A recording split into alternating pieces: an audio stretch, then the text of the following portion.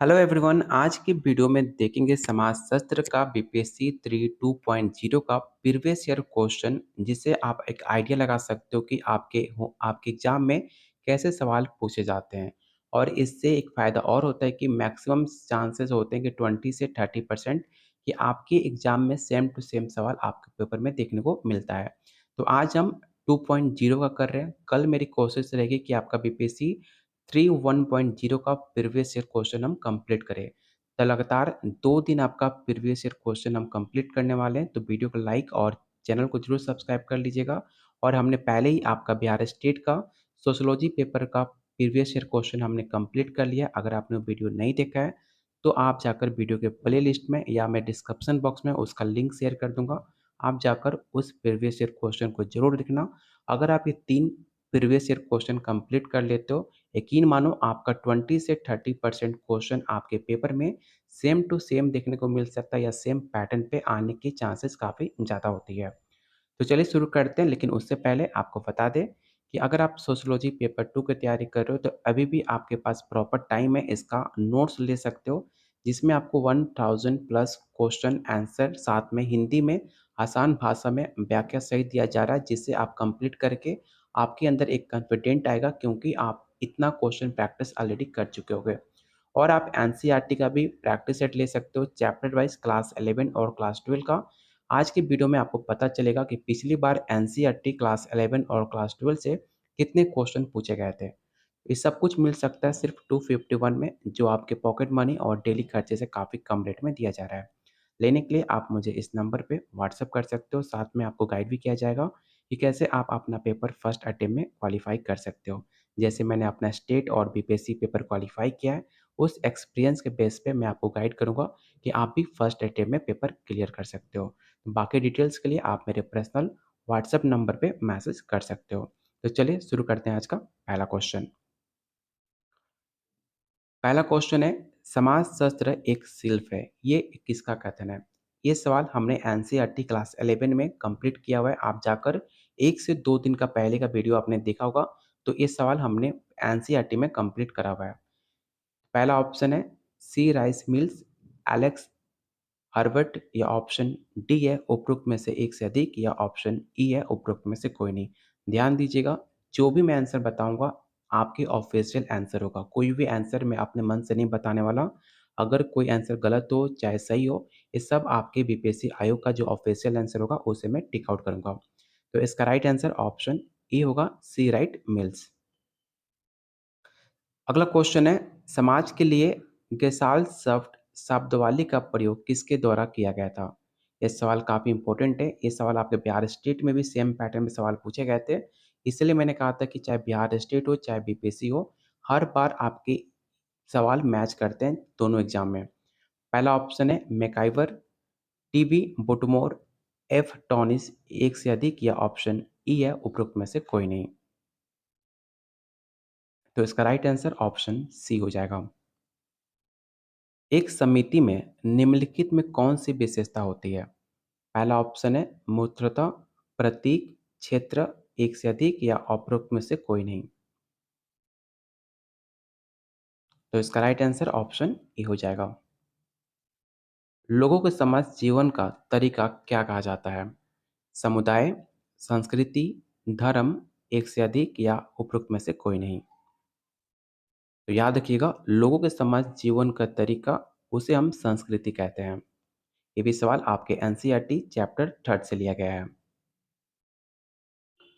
Question number 75, समाजीकरण की निम्नलिखित में कौन सी अवस्था किशोर अवस्था के बाद क्रम में आती है? पहला ऑप्शन है ऑडिपल अवस्था, युवा अवस्था, गुदावस्था, एक से अधिक, या उपरोक्त में से कोई नहीं। तो याद रखिएगा, जो आपका अवस्थ किशोर अवस्था होता है, उसके बाद जो एज होती है वो होती है युवा अवस्था की। जाति एक बंद वर्ग है, ये किसने कहा था? मजूमदार और मदन ने, जीएस घुरिये ने, एससी दुबे, एक से अधिक, या उपरोक्त में से कोई नहीं। तो इसका राइट आंसर ऑप्शन ए हो जाएगा। भ्रष्टाचार का मूल कारण क्या है? राजनीतिक स्वतंत्रता, प्रजातंत्र के निम्न स्तर, स्वतंत्र संचार, उपरोक्त में से एक से अधिक, या उपरोक्त में से कोई नहीं। तो इसका राइट आंसर ऑप्शन बी हो जाएगा। भारत में निम्नलिखित में कौन-सा जेंडर एक मुख्य मुद्दा है? ये सवाल काफ़ी इम्पोर्टेंट है, इसे ज़रूर विवेक क्वेश्चन टिक आउट करना। मैक्सिमम चांस है कि आने वाले एग्ज़ाम में आपको सवाल ये देखने को फिर से मिल सकता है। पहला ऑप्शन है कमज़ोर शिक्षा और स्वास्थ्य, यौन उत्पीड़न, किशोर अवस्था में गर्भवती, उपरोक्त में एक से अधिक या ऑप्शन ई है उपरोक्त में से कोई नहीं। तो याद रखिएगा यौन उत्पीड़न जो है आज के टाइम पे जेंडर के लिए काफ़ी ज़्यादा एक मुख्य मुद्दा है। आपने देखा होगा हर टाइम आपको रेप केसेस, यौन उत्पीड़न देखने को आजकल समाज में बहुत ज़्यादा मिलता है, जो कि आज के टाइम पे भारत में काफ़ी मुख्य मुद्दा माना जाता है। क्वेश्चन नंबर 79 है, निम्नलिखित में कौन-सी प्रक्रिया आर्थिक गतिविधियों में खुलापन से संबंधित है? पहला ऑप्शन है औद्योगिकरण, वैश्वीकरण, पश्चिमीकरण, उपरोक्त में एक से अधिक या उपरोक्त में से कोई नहीं। ये सवाल हमने कल के वीडियो में आपको टॉप 30 जो एमसीक्यू कराए जा रहे हैं आपके एग्जाम के लिए, उसमें सवाल पूछा गया था। आप जाकर कल के वीडियो में चेकआउट कर सकते हो, ये सवाल हमने कल के वीडियो में कंप्लीट करा हुआ है। क्वेश्चन 79 का जो राइट आंसर होगा ऑप्शन बी होगा वैश्वीकरण। वैश्विक गांव की शब्दावली को किसने करा? पहला ऑप्शन है मैक्लुहान, गिलपिन, रॉबर्टसन, एक से अधिक या उपरोक्त में से कोई नहीं। तो इसका राइट आंसर ऑप्शन ई हो जाएगा। संस्कृतिकरण की अवधारणा के प्रतिपादक कौन है? ये भी सवाल हमने एनसीईआरटी क्लास 12 चैप्टर 2 के एग्जाम से पूछा हुआ सवाल है। पहला ऑप्शन है मजूमदार, दुबे, श्रीनिवास, एक से अधिक या उपरोक्त में से कोई नहीं। तो याद रखिएगा संस्कृतिकरण की अवधारणा सबसे पहले श्रीनिवास ने दिया था। जाति किस पर आधारित होती है? रंग पर, प्रकार पर, जन्म पर, एक से अधिक या उपरोक्त में से कोई नहीं। तो याद रखिएगा जाति आपके जन्म के आधार पे आप किस जन्म में किस जाति में आप जन्म लिए उस पर आपकी जाति आधारित की जाती है। सामाजिकरण एक प्रक्रिया है। ये सवाल हमने कल या परसों के वीडियो में टॉप 30 एमसीक्यू में हमने कंप्लीट करे हुए हैं। ये भी सवाल आपके एनसीईआरटी का सेम टू सेम सवाल पूछा गया है। पहला ऑप्शन है सीखने की, पढ़ने की, लिखने की, एक से अधिक या उपरोक्त में से कोई नहीं। तो याद रखिएगा सामाजिकरण एक सीखने की प्रक्रिया मानी जाती है। जनजातियाँ कुछ नहीं है बल्कि वो पिछड़ी जाति के हिंदू हैं। ये कथन किसने कहा था? जीएस घुरिये ने, एस सी दुबे, लुइस ड्यूमो, एक से अधिक या उपरोक्त में से कोई नहीं।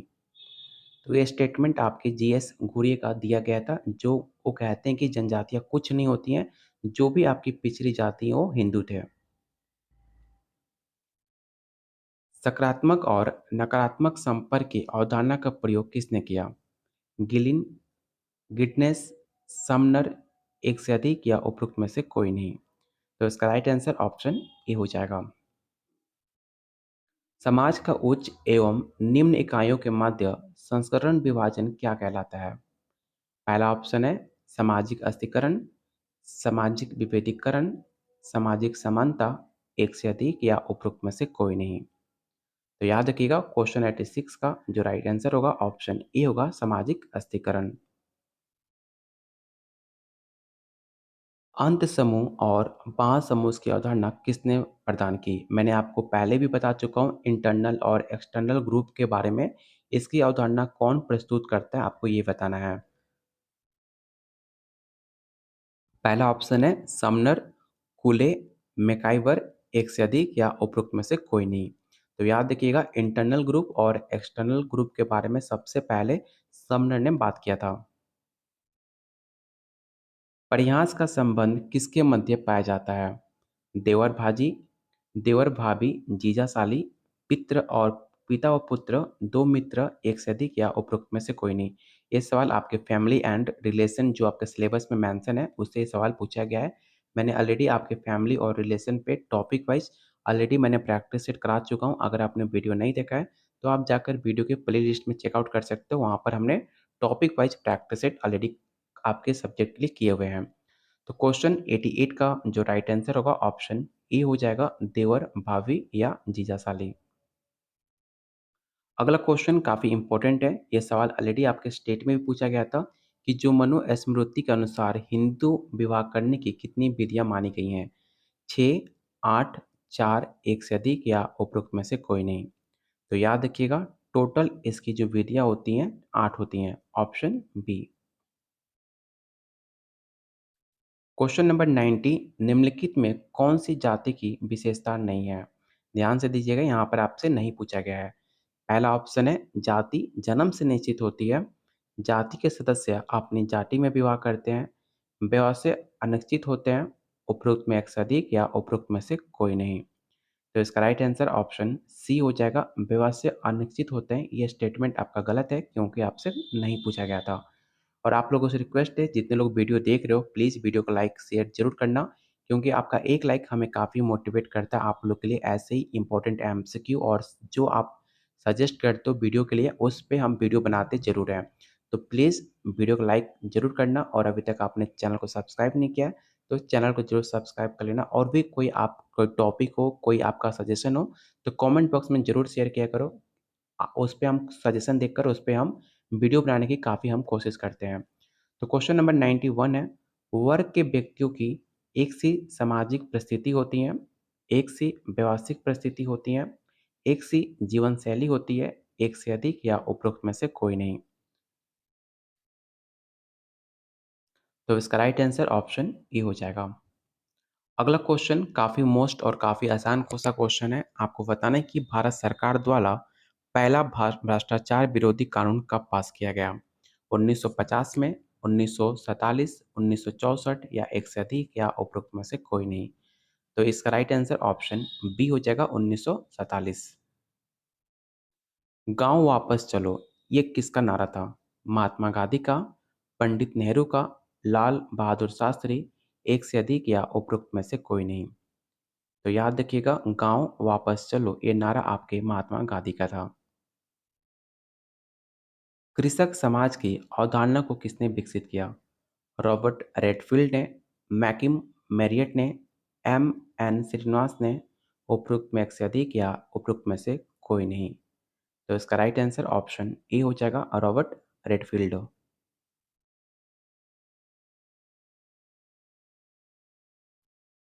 ग्रामीण नगरीय समाज की अवधारणा निम्नलिखित में किसको दर्शाती है? शहर और गांव का विलय, शहर और गांव के बीच संस्कृति का अंतर रहना, कस्बे और गांव का स्पष्ट विभाजन, एक से अधिक या उपरोक्त में से कोई नहीं।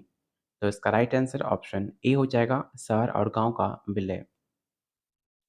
व्यक्तियों के पूर्ण समाजीकरण की एजेंसी किसे कहा जाता है? पहला ऑप्शन है परिवार, मित्र समूह, धर्म, एक से अधिक या उपरोक्त में से कोई नहीं। तो याद रखिएगा, इसका राइट आंसर ऑप्शन डी हो जाएगा, क्योंकि जो व्यक्तियों का सामाजिकरण होता है वो आपके परिवार से भी हो सकता है, आपके मित्र से भी हो सकता है और आपके धर्म से भी हो सकता है।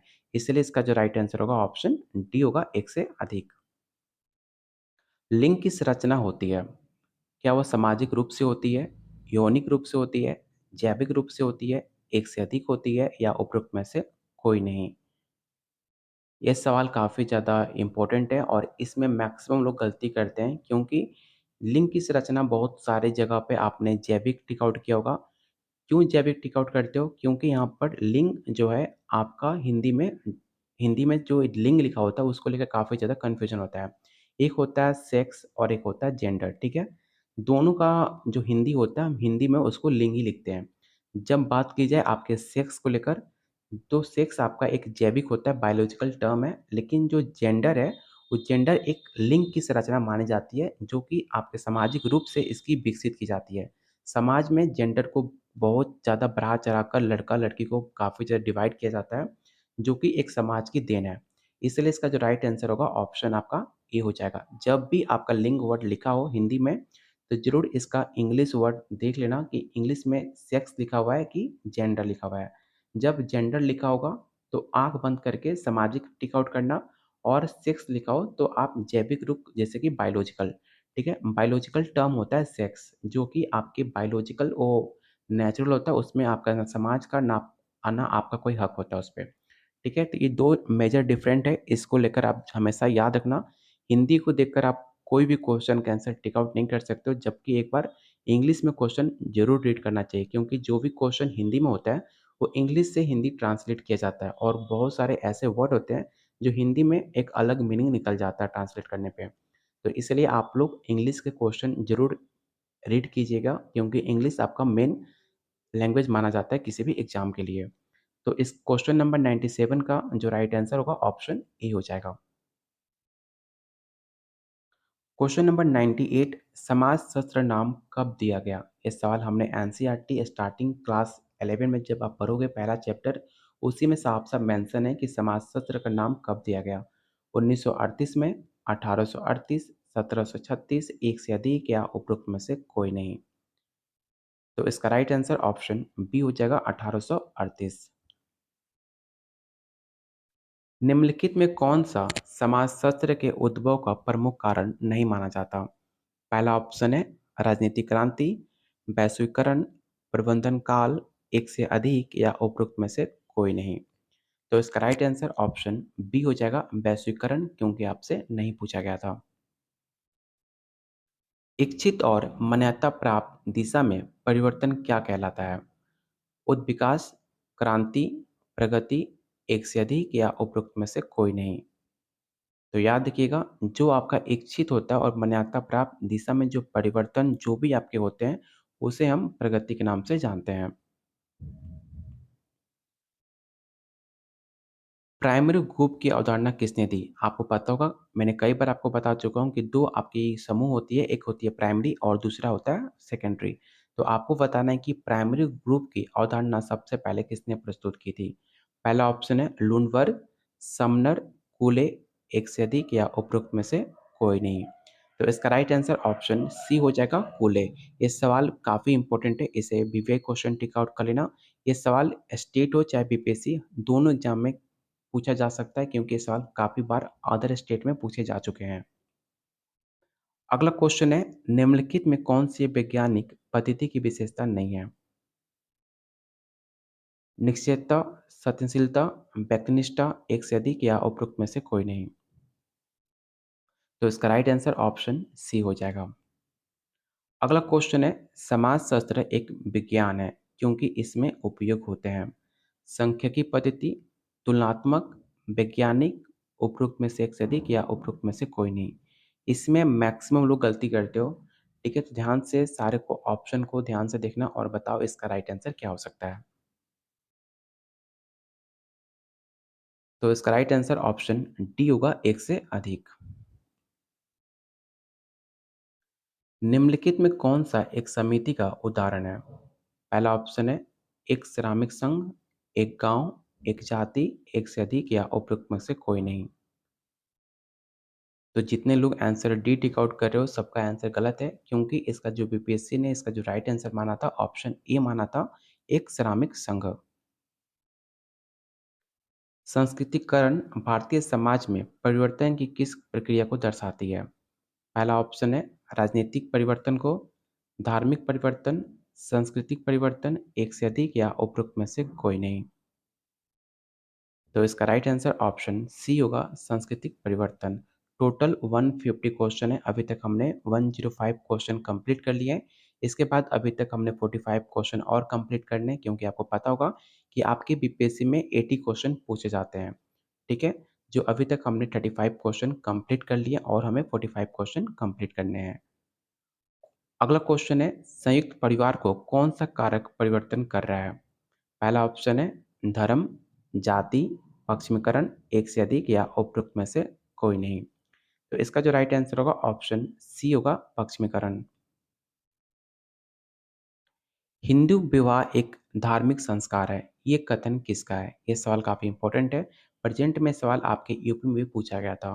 पहला ऑप्शन है पनिकर, कापाडिया, प्रभु, एक से अधिक या उपरोक्त में से कोई नहीं। तो इसका राइट आंसर ऑप्शन बी हो जाएगा। अनटचबिलिटी जातियों को हरिजन नाम किसने दिया? ये सवाल हमने टॉप 30 एमसीक्यू जो है उसमें हमने इस सवाल हमने करा था, क्योंकि ये सवाल आपके एनसीईआरटी चैप्टर 12 का क्लास 12 का चैप्टर नंबर 3 से ये सवाल सेम टू सेम सवाल आपके पूछे गए हैं। जो हमने सीरीज़ चालू की है टॉप 30 एमसीक्यू, वो सीरीज़ आप ज़रूर देखना क्योंकि आपके एग्ज़ाम के लिए जितने भी इम्पोर्टेंट एमसीक्यू है, हम कंप्लीट कर रहे हैं, जो आपके पेपर में डायरेक्ट देखने को मिल सकता है।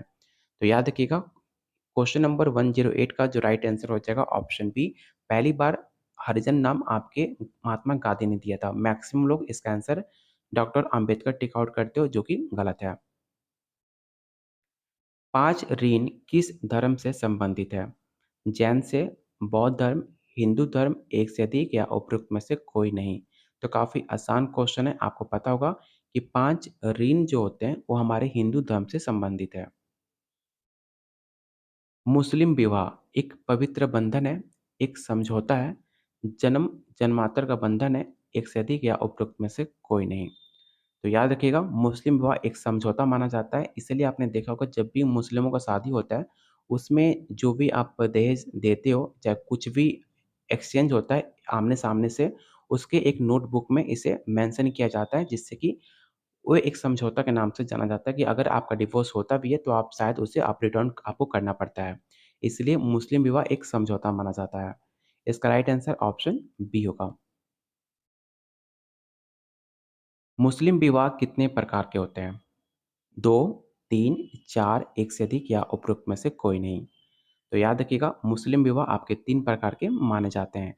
ये सब कुछ आप रिलीजन के अंदर पढ़ सकते हो, जो आपकी सोशियोलॉजी में एक टॉपिक है, रिलीजन, हिंदू और मुस्लिम। इसके बारे में आपको काफ़ी डिटेल में आपको ग्रेजुएशन में पढ़ना होता है। अगर आपने ग्रेजुएशन में सोशियोलॉजी पेपर 2 लिया होगा, तो उसमें आपने डिटेल में आपको पढ़ाए गए होंगे। अगला क्वेश्चन है, मुख्यतः ग्रामीण व्यवसाय मजदूरी है, कृषि, व्यापार, एक से अधिक या उपरोक्त में से कोई नहीं। तो इसका राइट आंसर ऑप्शन बी होगा। आपने देखा होगा जितने भी ग्रामीण में व्यवसाय हैं, मैक्सिमम आपके डिपेंड है एग्रीकल्चर पे।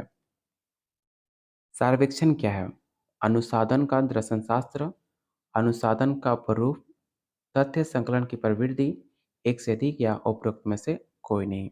तो इसका राइट आंसर ऑप्शन सी हो जाएगा। सामाजिक अनुसाधन का क्या उद्देश्य है? गवेषणा, विवेचन, व्याख्या, एक से अधिक या उपरोक्त में से कोई नहीं। तो इसका राइट आंसर ऑप्शन डी होगा, एक से अधिक।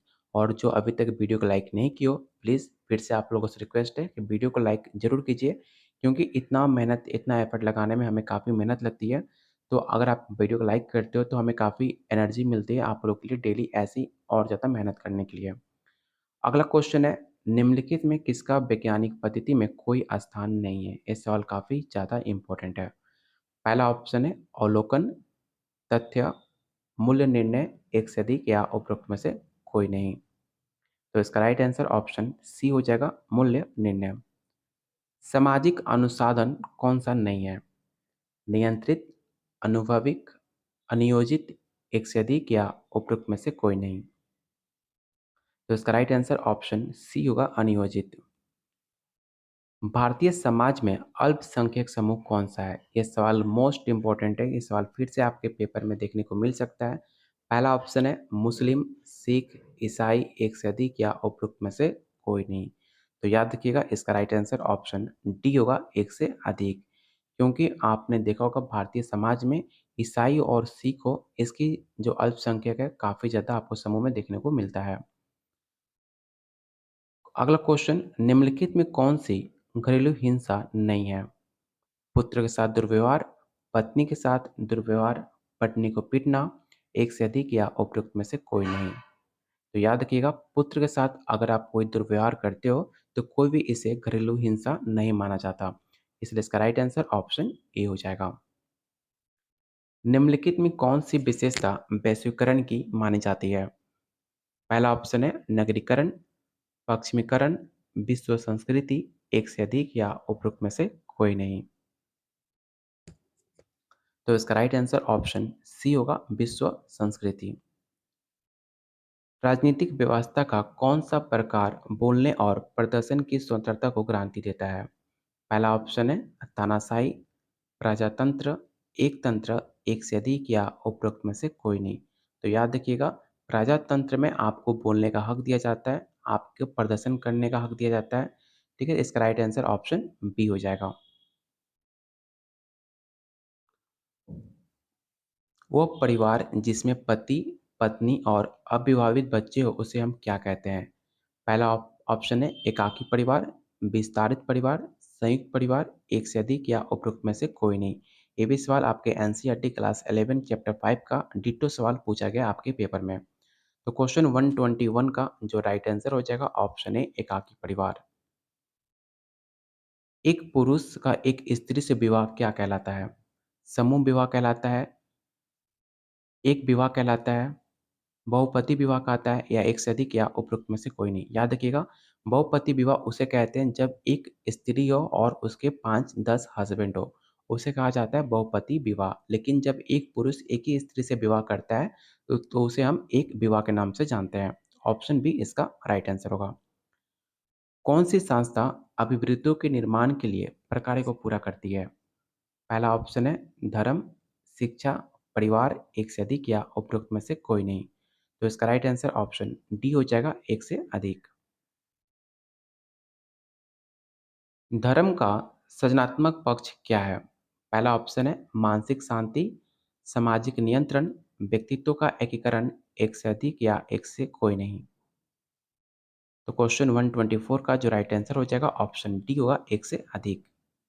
धर्म किससे संबंधित है? अलौकिक शक्ति से, विज्ञान से, धर्मनिरपेक्षवाद से, एक से अधिक या उपरोक्त में से कोई नहीं। तो काफ़ी क्रिटिकल क्वेश्चन है, काफ़ी लोग इसको लेकर काफ़ी ज़्यादा कन्फ्यूज होते हैं। लेकिन याद रखिएगा जो आपका रिलीजन है वो एक अलौकिक शक्ति से संबंधित माना जाता है। इसलिए इसका राइट आंसर ऑप्शन ए हो जाएगा। क्वेश्चन 126 आपको बताना है कि सामाजिक अंत क्रिया का वो स्वरूप जिसमें 2 या 2 से अधिक व्यक्ति समान लक्ष्य की ओर में लगे रहते हैं, उसे हम क्या कहते हैं? जैसे कि आप देख सकते हो, जो आपका बीपीएससी है, आपका सीट अगर 300 है तो इसमें आपके जो नंबर ऑफ कैंडिडेट है वो आपके 3000 हैं और सिर्फ़ एक लक्ष्य के पीछे सब कोई दौड़ पड़ रहा है। तो उसको हम क्या कहेंगे आपको ये बताना है। उसे हम प्रतिस्पर्धा कहते हैं, संघर्ष कहते हैं, सहयोग कहते हैं, एक से अधिक या उपरोक्त में से कोई नहीं।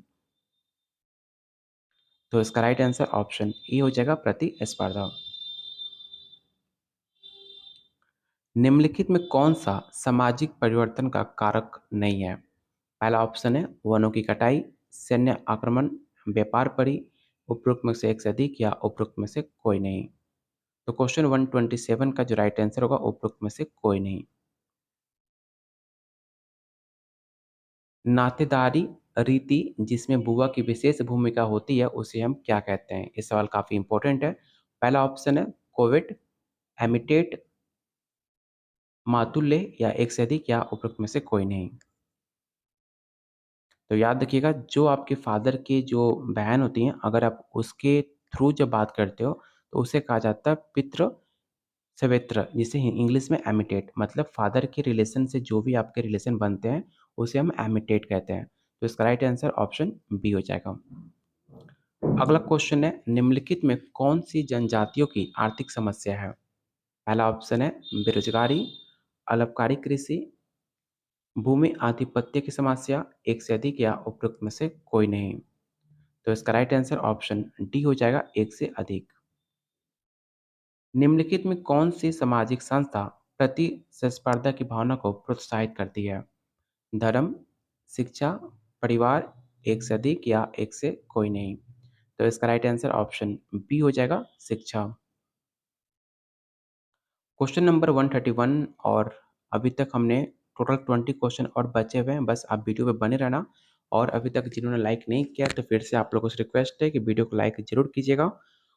क्वेश्चन नंबर 131 है कि एक पशु, पौधे और प्राकृतिक वस्तु के प्रति जनजातीय श्रद्धा का व्यवहार रखती है, उसे हम क्या कहते हैं? क्या उसे हम टोटम कहते हैं, अनुष्ठान कहते हैं, प्रतीक कहते हैं या एक से अधिक या एक में से कोई नहीं? तो इसका राइट आंसर ऑप्शन ए हो जाएगा टोटम। द्रौपदी का पांडवों के साथ विवाह किसका एक उदाहरण माना जाता है? पहला ऑप्शन है आवृत्तिक बहुपति, भातिक बहुपति, सुरल बहुपति, एक से अधिक या उपरोक्त में से कोई नहीं। तो इसका राइट आंसर ऑप्शन बी हो जाएगा भातुक बहुपति जिसमें एक पत्नी हो और 5 पति हो उसे हम भातृक बहुपति कहते हैं। Option B. निम्नलिखित में कौन सा संयुक्त परिवार का लक्षण नहीं है?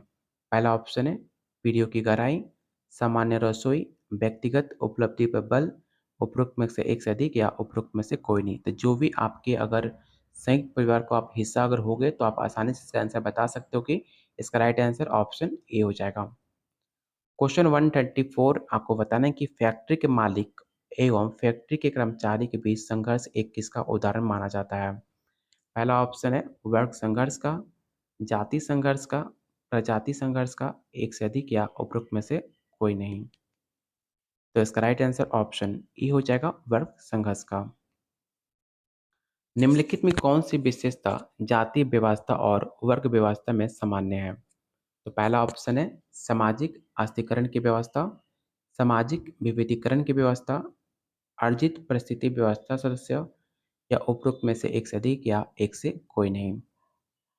इसका जो राइट आंसर होगा ऑप्शन ए हो जाएगा। अगला क्वेश्चन है जनजातियों के लिए गिरिजन शब्द सबसे पहले किसके द्वारा प्रयोग किया गया था? यह सवाल मोस्ट इंपॉर्टेंट क्वेश्चन है, याद रखिएगा। इसका जो राइट आंसर होगा उपरोक्त में से कोई नहीं होगा। आपको कमेंट बॉक्स में बताना है मुझे कि गिरिजन शब्द सबसे पहले किसके द्वारा प्रयोग किया गया था, क्योंकि ये सवाल आपके एनसीईआरटी चैप्टर नंबर 12 क्लास 12 का चैप्टर 12 का चैप्टर 3 से ये सवाल आपको डायरेक्ट पूछा गया है। तो अगर आपने क्लास 12 का चैप्टर 3 पढ़ा हुआ है या फिर मेरे जो नोट्स आपने अगर लिया होगा तो उसमें मैंने साफ-साफ इस क्वेश्चन को मैंने एमसीक्यू में दिया भी है। आप उस क्वेश्चन को देखकर भी इसका आंसर आप बता सकते हो। तो क्वेश्चन 136 का जो ऑफिशियल आंसर था ऑप्शन ई था। अगला क्वेश्चन है स्वरूप समाजशास्त्र की अवधारणा किसने प्रस्तुत की? पहला ऑप्शन है सी.एच. फुले, जी. सिमेल, अगस्त कम्टे या एक से अधिक या उपरोक्त में से कोई नहीं। तो जल्दी से आप इसका आंसर बताओ कि इसका आंसर क्या हो सकता है?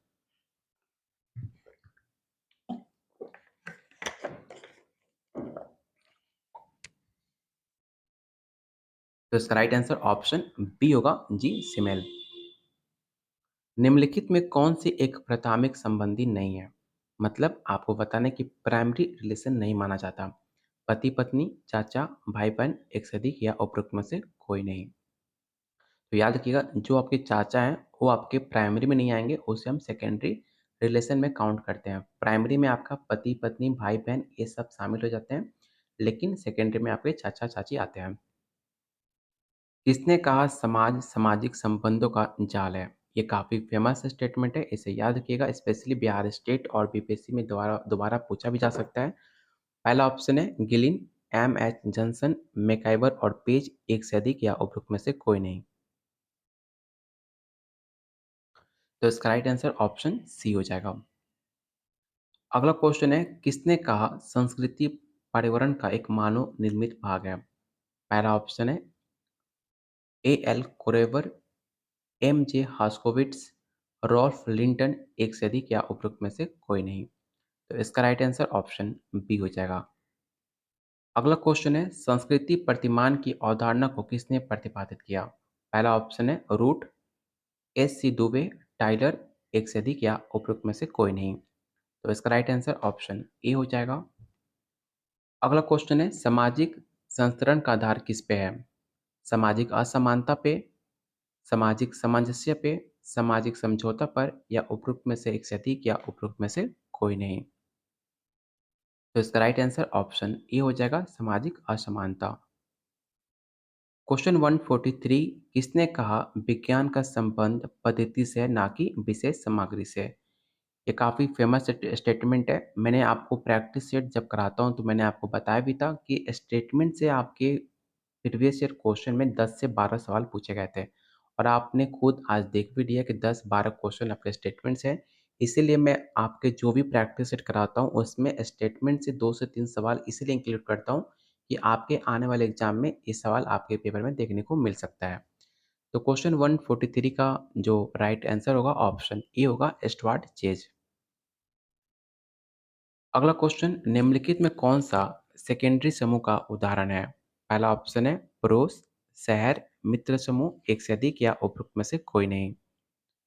तो इसका जो राइट आंसर होगा ऑप्शन बी होगा शहर। निम्नलिखित में कौन सा तत्व समाज के निर्माण का महत्वपूर्ण आधार नहीं माना जाता? रीतियां, कार्यप्रणाली, भौतिक संस्कृति, एक से अधिक या उपरोक्त में से कोई नहीं। तो इसका राइट आंसर ऑप्शन सी होगा, भौतिक संस्कृति। अगला क्वेश्चन है, सांस्कृतिक तत्व का अभिप्राय क्या है? संस्कृति की सबसे छोटी इकाई, संस्कृति प्रतिमान, सांस्कृतिक क्षेत्र, एक से अधिक या एक में से कोई नहीं। तो इसका राइट आंसर ऑप्शन ए हो जाएगा, संस्कृति की सबसे छोटी इकाई। निम्नलिखित में कौन सा एक कारक इन्वायरमेंट संसाधनों की चिंता में योगदान देता है? पहला ऑप्शन है जल विद्युत का उत्पादन, खनिजों का अत्यधिक खनन, वनों का संरक्षण, एक से अधिक या उपयुक्त में से कोई नहीं।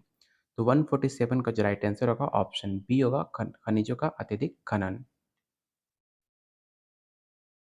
क्वेश्चन 148, किसने आधुनिकता को एक अपूर्ण परियोजना समझा है? पहला ऑप्शन है एम सी डुवे, हेबरमास, एक गिंडेस, एक से अधिक या एक में से कोई नहीं। तो क्वेश्चन 148 का जो राइट आंसर होगा ऑप्शन बी हो जाएगा। अगला क्वेश्चन काफ़ी इंपॉर्टेंट है, ध्यान से क्वेश्चन का आंसर बताइएगा। आपको बताना है कि नवीन ज्ञान को प्राप्त करने के क्रमबद्ध प्रयास को क्या कहा जाता है? क्या उसे हम सर्वेक्षण कहते हैं, अनुसंधान, अनुसूची, एक से अधिक या उपरोक्त में से कोई नहीं? तो इसका राइट आंसर ऑप्शन बी होगा, अनुसाधन। और आज का लास्ट और मोस्ट इम्पॉर्टेंट क्वेश्चन, आपको बताना है कि निम्नलिखित में कौन सा संप्रत्यय परिवर्तन के अध्ययन के लिए सर्वप्रथम प्रयुक्त किया गया है?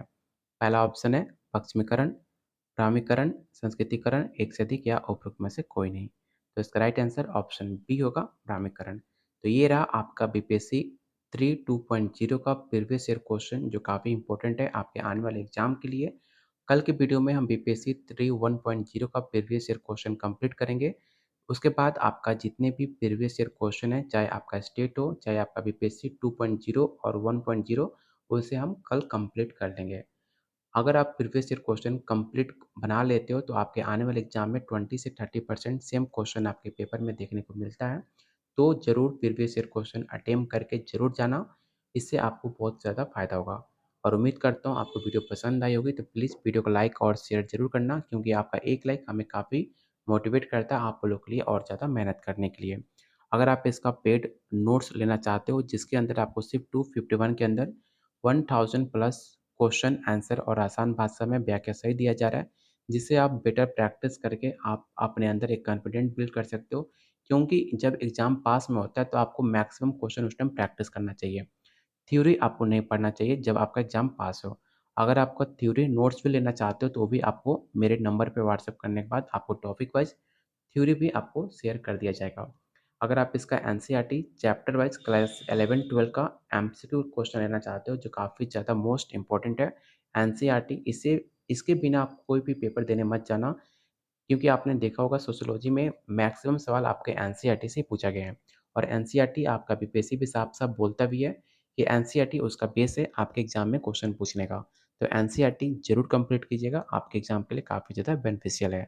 ये सब कुछ मिलेगा सिर्फ 251 में। लेने के लिए आप मुझे इस पर्सनल व्हाट्सएप नंबर पे व्हाट्सएप कर सकते हैं। बाकी डिटेल्स आपको इस पर शेयर कर दी जाएगी। तो प्लीज़ वीडियो को लाइक और शेयर ज़रूर करना। Keep watching, keep sharing.